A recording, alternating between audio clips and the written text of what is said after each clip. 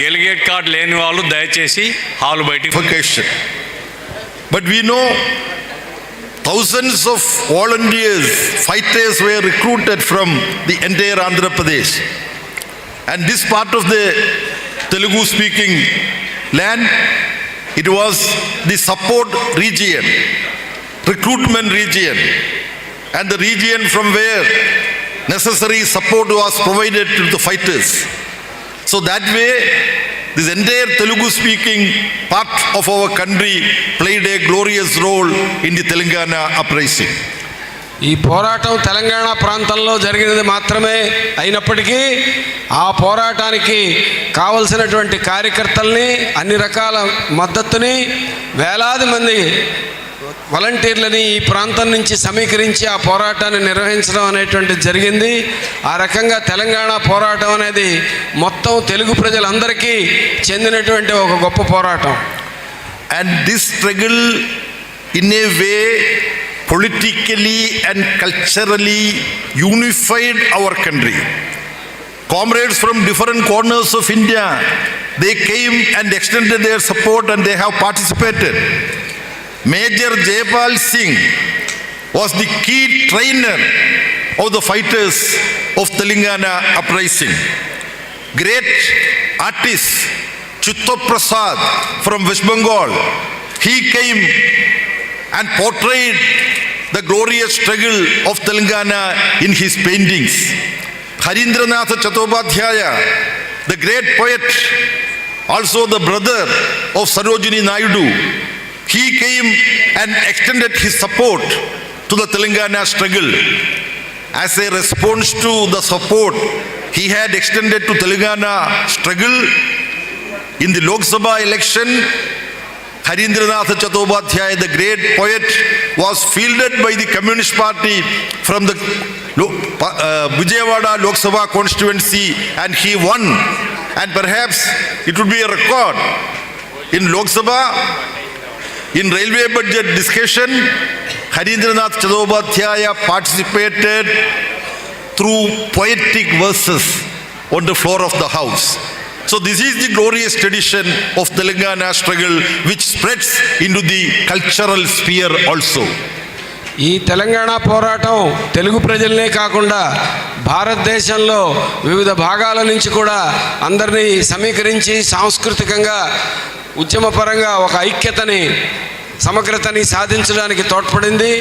ఆ విధంగానే మేజర్ జైపాల్ సింగ్ ఆయన తెలంగాణ పోరాటంలో ప్రత్యక్షంగా పాల్గొన్నారు. అదేవిధంగా ప్రముఖ చిత్రకారుడు చిత్తప్రసాద్ ఆయన ఈ పోరాటానికి మద్దతుగా ఆయన వంతు కళారూపాల కృషి చేశారు. అలాగే గొప్ప కవి సరోజినీ నాయుడు గారి సోదరుడు అయిన హరీంద్రనాథ్ చట్టోపాధ్యాయ ఆయన ఇక్కడికి వచ్చి ఈ పోరాటానికి మద్దతు తెలియజేశారు. వాళ్ళందరూ పోరాటంలో పాల్గొన్న దాన్ని గమనంలో ఉంచుకుని కమ్యూనిస్ట్ పార్టీ అప్పుడు హరీంద్రనాథ్ చట్టోపాధ్యాయ గారిని విజయవాడ నుంచి లోక్సభకి, పార్లమెంటుకి ఆయన పోటీలో నిలబెట్టింది. ఆయన గెలిచారు. ఆ తర్వాత రైల్వే బడ్జెట్ మీద లోక్సభలో జరిగిన చర్చలో ఆయన మొత్తం తన ప్రసంగం అంతా కవితల రూపంలోనే కొనసాగించారు. ఇది ఒక గొప్ప రికార్డు. ఇటువంటి ఘనమైన వారసత్వం మన పోరాటానికి, తెలంగాణ సాయుధ రైతాంగ పోరాటానికి ఉన్నది, తెలుగు వారికి ఉన్నదని ఈ సందర్భంగా గుర్తు చేస్తున్నాను. Another very important and valuable lesson which is very relevant even today and even for future is that this extra parliamentary form of uprising, popular uprising, that was Telangana uprising, that got reflected in parliamentary struggle also, in electoral politics also. When in 1952, immediately after the Telangana uprising, when general election was held, the leaders and participants of Telangana struggle, they were fielded in the electoral struggle field, and many of them got popular support with massive majority. They won in electoral struggles also. One particular aspect needs remembrance. Ravi Narayana Reddy, he got elected to Lok Sabha in 1952 election with a larger majority than the majority of Pandit Jawaharlal Nehru.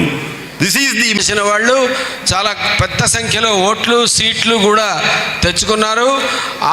ఆ ఎన్నికల్లో గెలిచినటువంటి రావి నారాయణ రెడ్డి గారు పండిట్ జవహర్లాల్ నెహ్రూ కన్నా కూడా ఎక్కువ majority సాధించి ఒక కొత్త రికార్డుని నెలకొల్పారు ఆ రోజుల్లో. ఆ విధంగా పార్లమెంటరీ పోరాటాలని కూడా అందులో కూడా ముందుకు వెళ్ళడానికి తోడ్పడినటువంటి అనుభవం మీ దగ్గర ఉంది. Comrades, now we cannot live on our laurels of achievements of yesteryears. The fact of the matter today is that the communist movement and the left and democratic movement as a whole, we are faced with certain decline and certain setbacks. As communists, we have to identify and recognize the fact.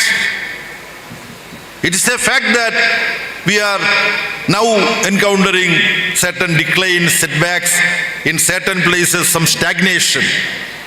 This is the fact of the matter.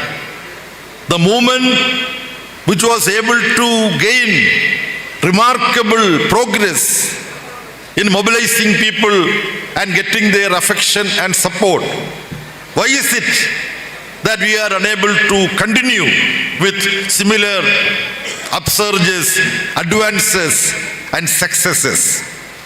The conferences we hold at different levels, we should be able to examine on the basis of our own life experience the lessons that we need to learn from being with people, listening to them, listening to their criticism, listening to their observations. We need to understand how we would be able to reverse the setbacks and we would be able to make significant advances. This is why we hold conferences at different levels. Only by putting together our brains, only by putting together the experience that we gain from participating in struggles and by being with people, we would be able to realize how we would be able to make course correction so that the communist movement in our country, the left and democratic movement in our country would gather more popular support, more striking power, so that we would be able to intervene in national political developments in a more meaningful manner. అయితే మనం ఎంతకాలము గతకాలపు ఘనకీర్తిలోనూ విజయాల్లోనూ సంతృప్తి చెందుతూ మనం ఉద్యమాన్ని ముందుకు నడపలేం. మనం ఈరోజు వాస్తవ పరిస్థితిని పరిగణలో తీసుకుంటే చాలా చోట్ల మనకి బలహీనపడినట్టు, ఎదురు దెబ్బలు తగిలినట్టు, కొన్ని చోట్ల ఎదుగుదల లేకుండా నిలిచిపోయినట్టు మనకు కనబడుతోంది. ఈ పరిస్థితి ఎందువల్ల వచ్చింది, దీని నుంచి బయటపడడానికి మనం ఏమేం చర్యలు తీసుకోవాలి అన్నది ఇప్పుడు మన ముందున్నటువంటి ప్రధానమైనటువంటి కర్తవ్యం. దీనికి మనం సమాధానాలు వెతకాలంటే మనం ప్రజల్లోకి పోవాలి, వాళ్ళతో